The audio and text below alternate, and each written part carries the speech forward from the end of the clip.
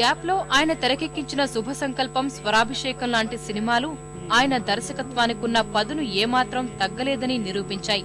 ప్రస్తుతం నటుడిగా బిజీ అవ్వటమే కళా తపస్వి గొప్పతనానికి నిదర్శనం. దర్శకత్వానికే నడకలు నేర్పిన విశ్వనాథ్ని ఎందరో కొత్త దర్శకులు డైరెక్ట్ చేశారంటే ఆయన వారికి ఎంత ఆత్మవిశ్వాసాన్ని ఇస్తారో ఇట్టే గ్రహించవచ్చు.